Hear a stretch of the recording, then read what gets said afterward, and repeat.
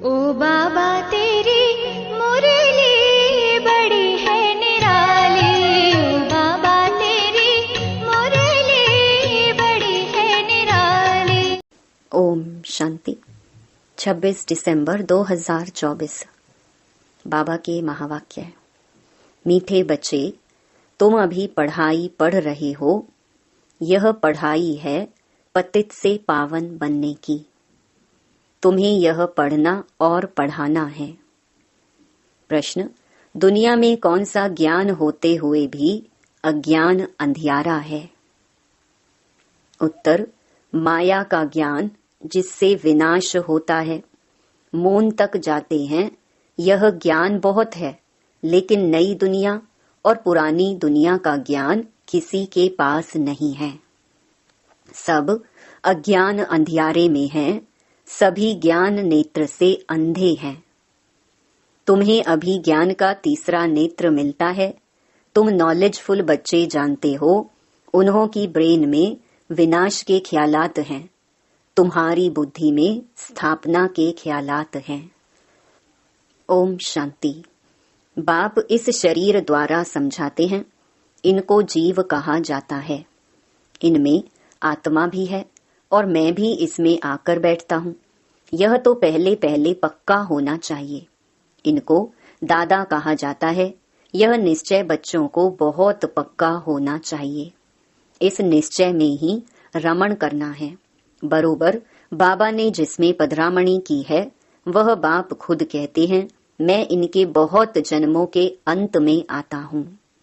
बच्चों को समझाया गया है, यह है सर्व शास्त्र शिरोमणि गीता का ज्ञान। श्रीमत अर्थात श्रेष्ठ मत। श्रेष्ठ ते श्रेष्ठ मत है एक भगवान की, जिसकी ही श्रेष्ठ मत से तुम देवता बनते हो। बाप खुद कहते हैं, मैं आता ही तब हूँ जब तुम भ्रष्ट मत पर पतित बन जाते हो।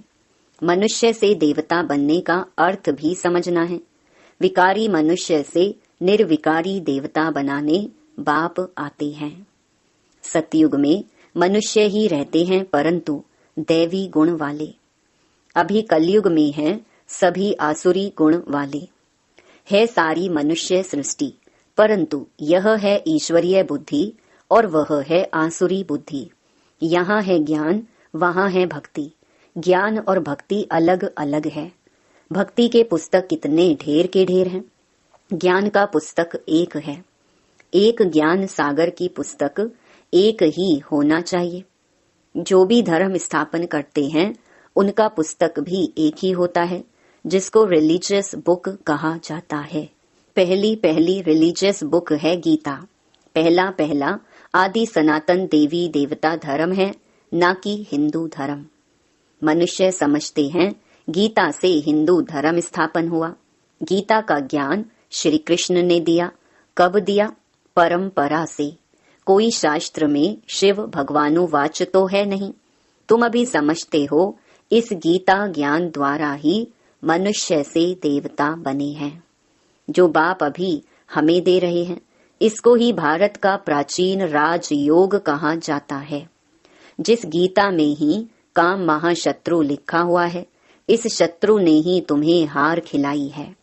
बाप इस पर ही जीत पहनाकर जगत जीत विश्व का मालिक बनाते हैं। बेहद का बाप बैठ इन द्वारा तुमको पढ़ाते हैं। वह है सभी आत्माओं का बाप। यह फिर है सभी मनुष्य आत्माओं का बेहद का बाप। नाम ही है प्रजापिता ब्रह्मा। तुम किससे पूछ सकते हो कि ब्रह्मा के बाप का नाम क्या है, तो मूंझ पड़ेंगे। ब्रह्मा, विष्णु, शंकर, इन तीनों का बाप कोई होगा ना। ब्रह्मा, विष्णु, शंकर सूक्ष्म वतन में देवताएं हैं। उनके ऊपर है शिव। बच्चे जानते हैं, शिव बाबा के जो बच्चे आत्माएं हैं, उन्होंने शरीर धारण किया है। वह तो सदैव निराकार परम पिता परमात्मा है। आत्मा ही शरीर द्वारा कहती है परम पिता। कितनी सहज बात है। इनको कहा जाता है अल्फ और बे की पढ़ाई। कौन पढ़ाते हैं? गीता का ज्ञान किसने सुनाया? श्री कृष्ण को तो भगवान कहा नहीं जाता। वह तो देहधारी है, ताजधारी है। शिव तो है निराकार, उन पर तो कोई ताज आदि है नहीं। वही ज्ञान का सागर है, बाप ही बीज रूप चैतन्य है। तुम भी चैतन्य हो, सभी झाड़ों के आदि मध्य अंत को तुम जानते हो। भल तुम माली नहीं हो, परंतु समझ सकते हो कि बीज कैसे डालते हैं, उनसे झाड़ कैसे निकलता है। वह है जड़, यह है चैतन्य। आत्मा को चैतन्य कहा जाता है।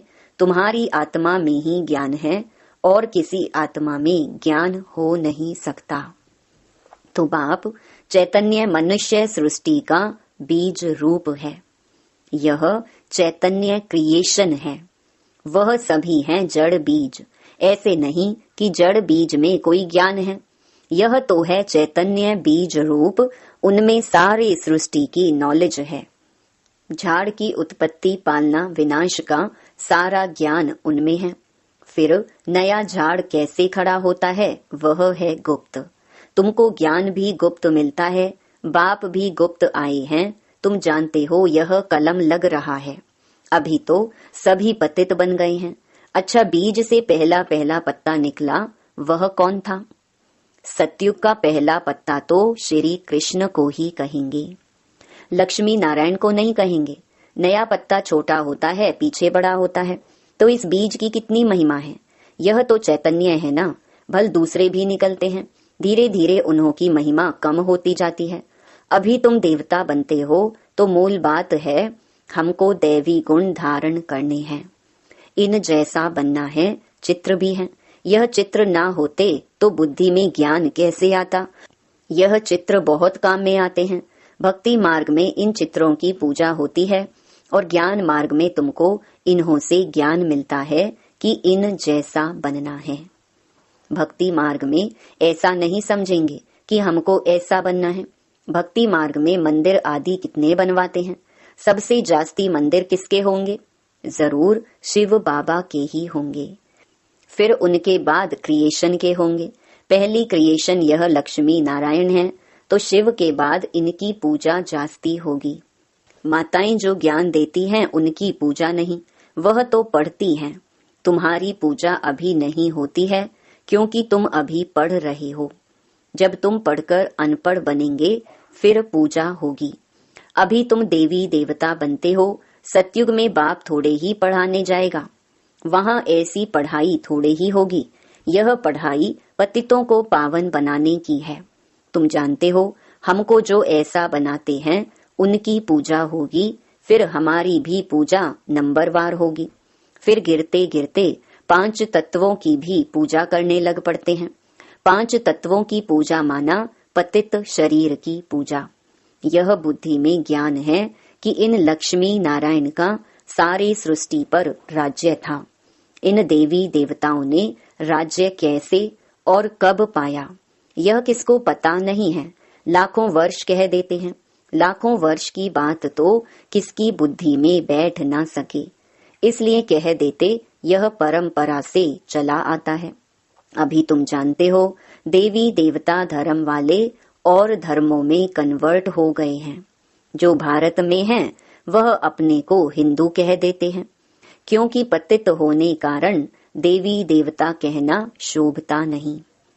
परंतु मनुष्यों में ज्ञान कहाँ। देवी देवताओं से भी ऊंचा टाइटल अपने पर रखवाते हैं। पावन देवी देवताओं की पूजा करते माथा झुकाते हैं, परंतु अपने को पतित थोड़े ही समझते हैं। भारत में खास कन्याओं को कितना नमन करते हैं, कुमारों को इतना नहीं करते। मेल से ज्यादा फीमेल को नमन करते हैं, क्योंकि इस समय ज्ञान अमृत पहले इन माताओं को मिलता है।